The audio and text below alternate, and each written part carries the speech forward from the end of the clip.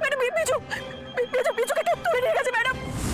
ধারাবাহিকের শুরুতে আমরা দেখতে পাই রেশমিন আলতা উৎসবের অনুষ্ঠানে বসু মল্লিক বাড়ির ড্রয়িং রুমে সবাই উপস্থিত ছিল। সেখানে সুধা এবং ঝিনুক বাড়ির মধ্যে এসে বলে, আমরা শুভতিথি পার হওয়ার আগেই চলে এসেছি। সুধা ঝিনুককে দেখে কাননবালা দেবী বলে, তোমরা এতক্ষণ কোথায় ছিলে? মন বলল তোমরা নাকি মণ্ডপ সাজানোর জিনিস কিনতে গিয়েছিলে, কিন্তু তোমাদের হাতে কোনো কিছুই তো দেখছি না। কাননবালা দেবীর কথা শুনে সুধা ঝিনুক থ হয়ে যায়, কি বলবে বুঝতে না পেরে চুপচাপ দাঁড়িয়ে থাকে। তখন ইমন বলে, সুধা তোমরা কি জিনিসগুলো বাইরে ডেকোরেটেডের কাছে রেখে আসলে?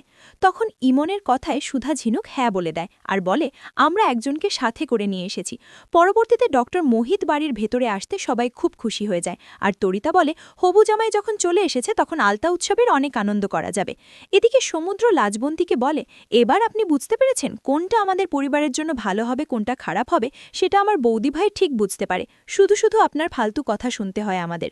অপরদিকে সুধা মনে মনে বলে, বাড়ির সবার সন্দেহের আগেই তো বাড়িতে চলে আসলাম, কিন্তু ওইদিকে তেজ কি অবস্থায় আছে কিছুই তো বুঝতে পারছি না। পরের সিনে দেখানো হয় চুমকি বিচ্ছুকে খুঁজতে খুঁজতে মাঝ রাস্তায় এসে বিচ্ছুর জুতো দেখতে পায় এবং মাটিতে পড়ে থাকা রডের সাথে রক্ত দেখে খুব ভয় পেয়ে যায় আর কান্না করে বলে, তাহলে গুন্ডারা কি আবার বিচ্ছুকে তুলে নিয়ে গেছে? এটা বলে আরও জোরে জোরে কান্না করতে থাকে আর বিচ্ছুকে চিৎকার করে ডাকতে থাকে। একটু মোড় ঘুরিয়ে আমরা বসু মল্লিক বাড়িতে দেখতে পাই বসু মল্লিক বাড়ির রুমে সবাই আলতা উৎসবে মেতে উঠেছে। সেখানে সুধা সবার পায়ে সুন্দর করে আলতা দিয়ে দেয় এবং পরক্ষণে বাড়ির সবাই মিলে নাচ গান হই হুল্লোড়ে মেতে ওঠে। এদিকে চুমকি সুধাকে ফোন করে কান্না করে বলে, ম্যাডাম অনেক বড় সর্বনাশ হয়ে গেছে। বিচ্ছু কাজ থেকে ফেরার পথে আমি ওকে সবজি আনতে বলেছিলাম, কিন্তু বাড়ি ফিরতে দেরি হয়। আমি রাস্তায় খুঁজতে চলে আসি আর রাস্তায় এসে ওর জুতো দেখতে পাই এবং রডের সাথে রক্ত লেগে থাকা দেখতে পাই। আমার মনে হচ্ছে কেউ ওকে কিডন্যাপ করে নিয়ে গেছে, আপনি কিছু একটা করুন ম্যাডাম। অপরদিকে ড্রয়িং রুমে সুধা চুমকির কথাটা শুনে বিচ্ছু বলে জোরে চিৎকার করে। তখনই ঝিনুক এসে বলে, দিদি কি হয়েছে, এমন চিৎকার করলি কেন? পরক্ষণে সুধা বলে, আমার তেজের কিছু হয়েছে, চুমকি এক্ষুনি আমাকে ফোন করলো, তেজকে নাকি কোথাও খুঁজে পাওয়া যাচ্ছে না, একবার এক্ষুনি আমাকে শাহাপুর যেতে হবে। শাহাপুর যাওয়া কথা শুনে ঝিনুক বলে, কিন্তু এখন তুই যাবি কি করে? গেলেই তো সবাই তোকে জিজ্ঞেস করবে, তখন কি উত্তর দিবি তুই? পরক্ষণে সুধা বলে, কিন্তু যেভাবেই হোক আমার যেতে হবে, বিচ্ছু হয়তো কোনো বিপদে পড়েছে। বিচ্ছুর কথা শুনে কাননবালা দেবী এসে বলে, বিপদে পড়েছে নিজেকে উদ্ধার করতে পারবে, তোমার সেখানে যেতে হবে না। পরবর্তীতে সেখানে নকল তেজ চলে আসে আর বলে, তুমি কোথাও যেতে পারবে না, বিচ্ছুর যাতে কোনো সমস্যা না হয় সেই জন্য আমি ফ্যাক্টরিতে চাকরি দিয়েছি। পরক্ষণে সুধা হেসে বলে, তুমি কাকে চাকরি দিয়েছ? যার বাড়ি, যার কোম্পানি, যার ফ্যাক্টরি, তুমি তাকে চাকরি দিয়েছ? তুমি কে চাকরি দেওয়ার? আমি তোমার আসল সত্যিটা জেনে গেছি, তুমি এখানে নকল তেজ সেজে এসেছ, সেই জন্য বারবার বিচ্ছুর ওপর হামলা করছে।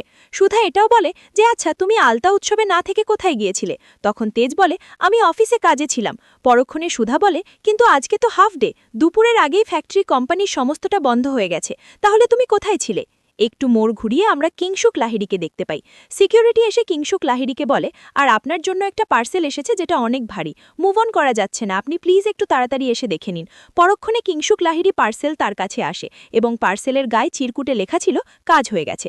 কাজ হয়ে গেছে চিরকুট পেয়ে কিংশুক লাহিড়ি খুব খুশি হয়ে যায় আর বলে, আমার সবথেকে কাছের শত্রু আজকে শেষ, যাকে শেষ করার জন্য আমি এতদিন প্ল্যান করেছি। সুধাময়ী বসু মল্লিকের প্রাণ ভোমরা তেজ বসু মল্লিককে শেষ পর্যন্ত শেষ করতে পেরেছি।